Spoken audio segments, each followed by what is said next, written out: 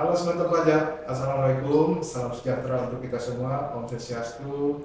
Selamat datang kembali di Bijak, Bincang Pajak, podcast edukasi dari KPP Bandung Utara. Senang sekali, perkenalkan nama saya Mara Masnali, saya sebagai penyuluh pajak di KPP Bandung Utara, bisa kembali menemani Sobat Pajak di episode ke-10 ini. Baik, hari ini kita akan membahas topik tentang yang sering buat kita bingung, terutama bagi para wanita yang sudah menikah, yaitu NPWP wanita kawin, digabung atau dipisah. Dan tentunya saya tidak sendirian, sudah hadir bersama saya rekan penyuluh pajak, Nika Juniasi atau kita sapa dengan Kak Juni. Halo Kak Juni, apa kabar hari ini? Oke, halo Kak Ronald, kabar BC, terima kasih. Senang banget nih bisa ngobrol bareng lagi ya di Bijak Bincang Pajak kali ini. Semoga sobat pajak juga dalam keadaan sehat dan tetap semangat ya. Baik, amin. Nah, kita langsung yuk membahas tentang yang sering muncul di lapangan sebetulnya NPWP untuk wanita yang sudah menikah dan itu digabung dengan suami atau punya sendiri. Oke. Jadi sebelum jauh kita ke teknisnya, mungkin Kak Juni bisa menjelaskan itu sebenarnya ruang lingkup pembahasan kita hari ini, mungkin bisa dijelaskan.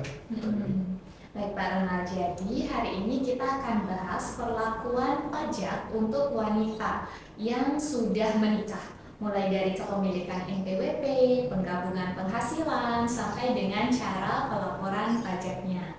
Karena ternyata dalam pajak, status pernikahan ini bisa mempengaruhi cara penghitungan dan pelaporan kewajiban pajak bagi wajib pajak orang pribadi. Wah, ini menarik sekali. Nah, kalau dari sisi aturannya, dasar hukumnya kira-kira apa ini? Ya, jadi dasarnya itu ada di pasal 8 Undang-Undang Pajak Penghasilan. Dari pasal ini itu menjelaskan tentang penghasilan serta perlakuan perpajakan bagi wanita kawin, termasuk kapan NPWP itu digabung atau terpisah dengan suami.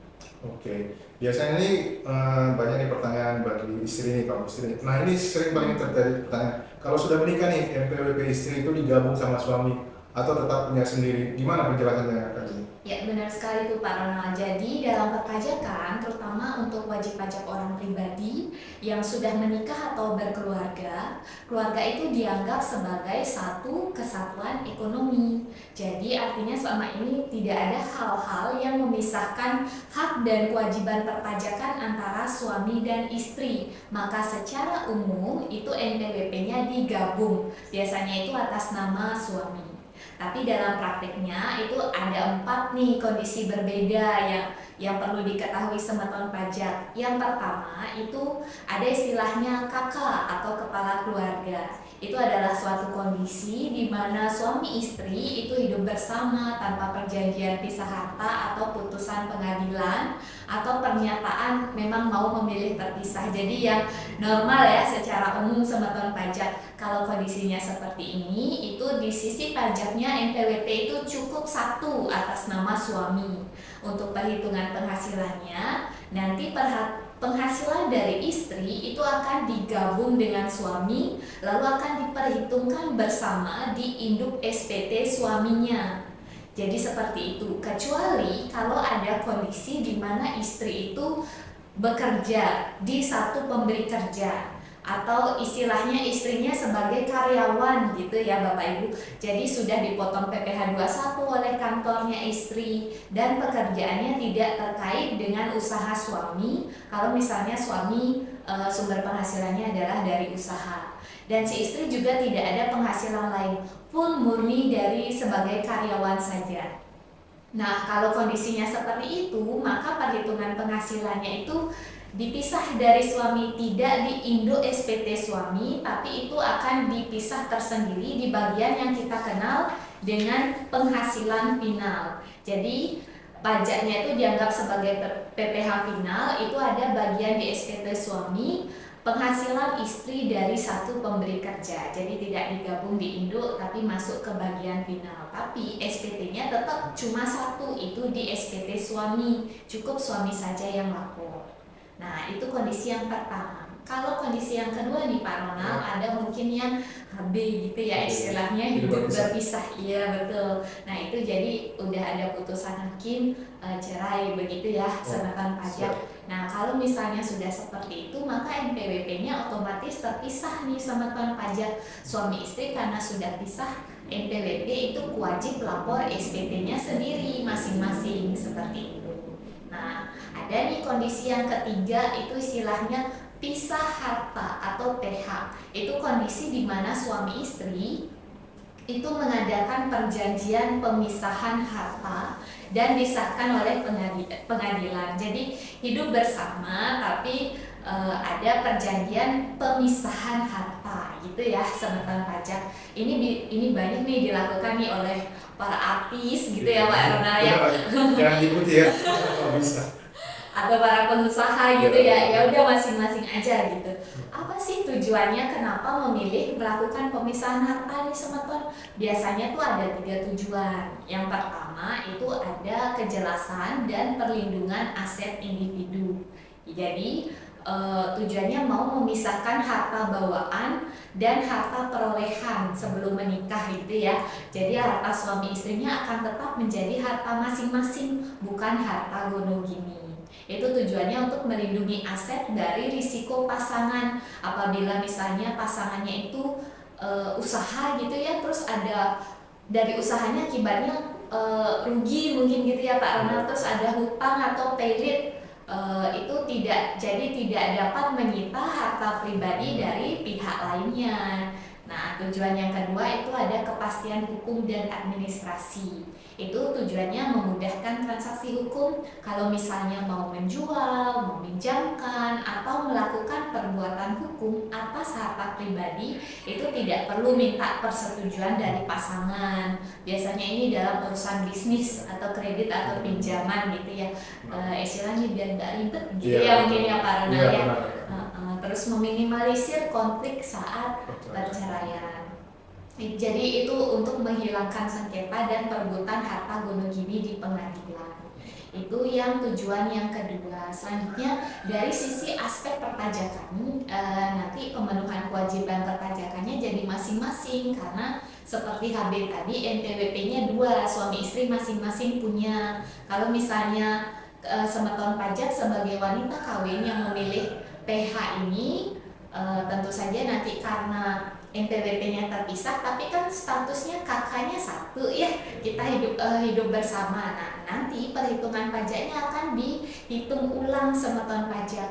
Perhitungan pajak penghasilannya pada SPT nanti akan digabung penghasilan suami dan penghasilan istri, kemudian dihitung PPh gabungannya. Setelah itu akan diproporsi berapa proporsi pajak yang ditanggung suami dan berapa proporsi yang akan ditanggung oleh istri, seperti itu.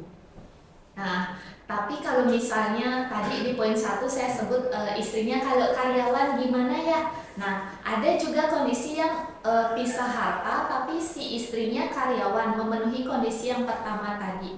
Nah, jadi nggak bisa masuk PPh final di semeton pajak karena NPWP-nya berdiri sendiri. Jadi tetap nanti akan diproporsi. Walaupun sebenarnya kalau tadi digabung NPWP gabung status kepala keluarga tadi ya udah selesai di penghasilan final. Nah, karena di sini PH pisah harta dan si istri NPWP-nya aktif, tidak gabung suami, dia tidak bisa menggunakan mekanisme PPh final itu, jadi harus proporsional seperti itu.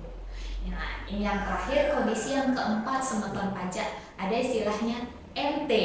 MT itu apa Pak Ronald? Pemilih terpisah. Jadi istrinya memilih untuk menjalankan hak dan kewajiban pajaknya sendiri, meskipun tidak ada perjanjian pisah harta dari pengadilan gitu ya. Ya saya mau tetap beda NPWP aja, mau NPWP sendiri-sendiri. Ya itu kurang lebih kelakuan pajaknya sama seperti PH tadi yang dengan perjanjian gitu ya. Jadi penghasilannya nanti suami berapa, istri berapa, pas nanti lapor SPT tahunan digabung dulu penghasilan suami istri, dihitung pajak gabungannya, setelah ketemu pajak gabungannya baru diproporsi suami pajak berapa, istri pajak berapa di SPT masing-masing. Demikian. Baik, ya. Sungguh luar biasa dari penjelasan dari Kak Juni itu ada 4 tadi statementnya itu. Yang pertama tadi tentang kepala keluarganya, dari kepala keluarga, terus dari hidup berpisah, pisah harta, dan memilih terpisah. Ini memang konsekuensinya cukup punya pilihan yang agak gimana kita bilang agak konsekuensinya. Jadi tapi secara sederhana ada keuntungan apa sih keuntungan atau dampaknya kalau NPWP itu digabung atau dipisah kira-kira kan gitu. Benar, oke, mungkin ini supaya ada bayangan ya bagi benar. sobat pajak. Kalau misalnya NPWP-nya digabung, itu keuntungannya cukup satu saja yang lapor SPT sobat pajak, cukup satu SPT biasanya atas nama suami. Lalu kalau misalnya istrinya sudah bekerja di satu tempat, sudah dipotong PPh 21 dan pekerjaan tidak terkait dengan usaha suami, atau sederhananya istrinya karyawan gitu ya, maka atas penghasilan wanita kawin tersebut itu cukup dilapor sebagai PPh final di SPT suami. Jadi pajak untuk wanita kawin pajaknya udah nihil, udah selesai gitu aja. Sederhana sebutan pajak. Nah, bagaimana kalau NPWP-nya terpisah, suami istri masing-masing punya NPWP aktif? Jadinya kalau seperti itu, tentu SPT yang dilapor dua-duanya ya sobat pajak, suami istri wajib lapor masing-masing. Nah, kalau misalnya seperti tadi saya bilang, walaupun 2 NPWP terus istrinya satu pemberi kerja, dipotong PPh 21 di kantor, udah selesai dan tidak terkait usaha suami, istrinya sebagai karyawan gitu ya. Jadi nanti akan diproporsi seperti yang saya jelaskan sebelumnya. Jadi biasanya kalau diproporsi itu sebutan pajak yang sering terjadi adalah padahal suami dan istri sudah dipotong pajak masing-masing gitu ya. Di kantor si istri sudah selesai, sudah lunas gitu ibaratnya. Tapi karena NPWP-nya dua-duanya aktif, nanti harus proporsi gabungan, lalu diproporsi ulang suami berapa, istri berapa. Biasanya itu angkanya tidak sama dengan yang telah dipotong oleh kantor masing-masing semeton pajak. Jadi ada kemungkinan satunya kurang bayar, satunya lebih bayar, seperti itu. Jadi penting sekali ya karena ya dan semeton pajak untuk dipertimbangkan sesuai kondisi masing-masing keluarga. Walaupun tadi konsekuensinya saya jelaskan demikian, tapi mungkin aja seperti yang tadi artis gitu ya, pengusaha ya memang konsekuensinya begitu, tapi karena untuk tujuan-tujuan yang tadi saya sebutkan tetap memilih terpisah, boleh semeton pajak. Baik, memang benar yang dibilang Kak Juni, pada prinsipnya kita itu pajak itu manual assessment, jadi semua kewajiban pajak itu kita serahkan kepada wajib pajak. Nah, memang sungguh menarik ini ceritanya Kak Juni. Nah, kalau misalnya nih wanita nih Kak, yang awalnya dia ingin mengubah statusnya dari belum nikah nih kan, nah dia bekerja, statusnya NPWP-nya entah dia mau pingin dipisah atau digabung, sebaliknya bagaimana caranya? Mungkin ada biasanya kan wanita, saya ini awal saya kan belum nikah tiba-tiba saya mau nikah, berpikiran saya mau gabung aja ya, mungkin caranya gimana supaya biar suami yang menanggung gitu, atau sebaliknya kan seperti Kak Gini tadi bilang, kalau saya karyawan nih ya bisnis mungkin saya sendiri aja, nah mungkin bagaimana caranya mungkin bisa Kak Gini ini. Oke, nah kalau misalnya semeton pajak ini udah dari lajang gitu ya, sebelum menikah sudah masing-masing punya NPWP. Nah terus pas setelah menikah ya udah mau tetap lanjut aja pisah berdiri sendiri-sendiri, ya udah biarin NPWP-nya udah aktif, ya udah dilanjut aja SPT masing-masing. Tapi bagaimana kalau misalnya saya pas lajang punya NPWP, terus setelah menikah saya cuma karyawan, ya gabung aja sama suami. Nah itu berarti dari 2 jadi 1 gitu ya semeton pajak. Mau digabung itu gimana caranya? Nah sekarang kita sudah pakai sistem yang namanya Kortek semeton pajak.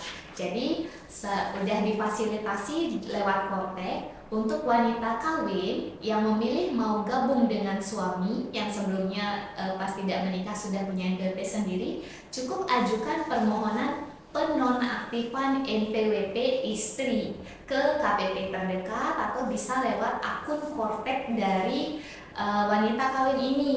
Menunya ada di menu portal saya, lalu perubahan status, kemudian pilih penetapan wajib pajak nonaktif. Nah, di situ bisa pilih alasannya sematon pajak mau nonaktif karena apa? Pilih alasannya yang WPOP wanita kawin yang sebelumnya aktif, kemudian memilih menggabungkan penghitungan pajaknya dengan suami. Nah, jangan lupa nanti di-upload bukti pendukungnya, itu ada surat pernyataan WP nonaktif dan juga bukti pendukung berupa KTP suami istri, kakak suami istri, lalu surat pernyataan memilih kewajiban pajaknya digabung dengan suami, surat pernyataannya bermaterai ya sematon pajak. Nah, jadikan semuanya scan dalam satu file PDF, di-upload di akun Korteksnya, tinggal centang pernyataan dan simpan, selesai. Tidak perlu datang ke kantor pajak.